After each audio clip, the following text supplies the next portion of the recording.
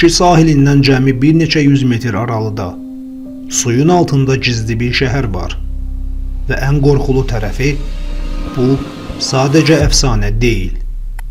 Bu yer təsadüfən yoxa çıxmayıb. Bu sirrin izi əslində çox əvvəllər başlayır. Hələ 1840-cı ildə Azərbaycanlı alim Abbas Qulağa Bakıxanov Xəzərin dibində böyük bir şəhərin ola biləcəyini ehtimal edirdi. O, hətta bunu sübut etmək üçün kiçik bir qayıqla Bakıdan Salyana qədər uzanan sahil xəttində axtarış aparmışdı.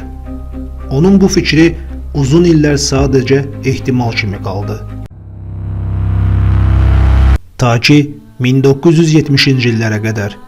Məhz bu dövrdə arxeoloq Viktor Kvachidzenin rəhbərliyi ilə aparılan sualtı ekspedisiyalar zamanı hər kəsi şoka salan bir həqiqət üzə çıxdı. Şirvan sahillərində, Bəndovan burnu yaxınlığında suyun altında bütöv bir şəhərin konturları aşkar olundu. Bu artıq ehtimal deyildi. Bu, reallıq idi. Araşdırmalar göstərdi ki, bu şəhər təxminən 9-13-cü əsrlər arasında mövcud olub. Şəhər strateji bir yerdə, həm dəniz yolu, həm də quru ticarət yollarının kəsişməsində yerləşirdi. Yəni bu şəhər təsadüfi yox, planlı və güclü bir mərkəz idi. Bəs belə bir şəhər necə bir anda yoxa çıxa bilər? Cavabı isə düşündüyümüzdən daha qorxuludur. Şəhərin yoxa çıxma səbəbi Səbayi qalasından daha fərqlidir. Burada iki böyük güc birləşdi.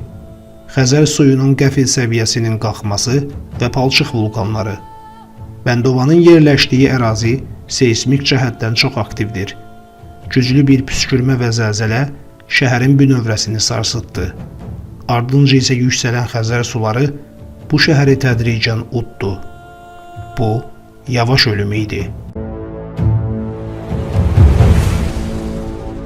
Şəhər sakinləri isə qaçmağa məcbur oldular.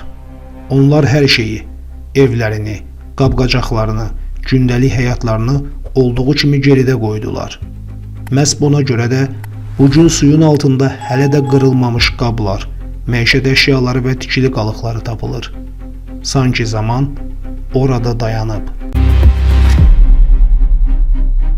Və ən maraqlı sual hələ də açıq qalır. Bəndovan təkdirmi? Yoxsa Xəzərin dibində hələ də kəşf edilməyi gözləyən başqa şəhərlər də var?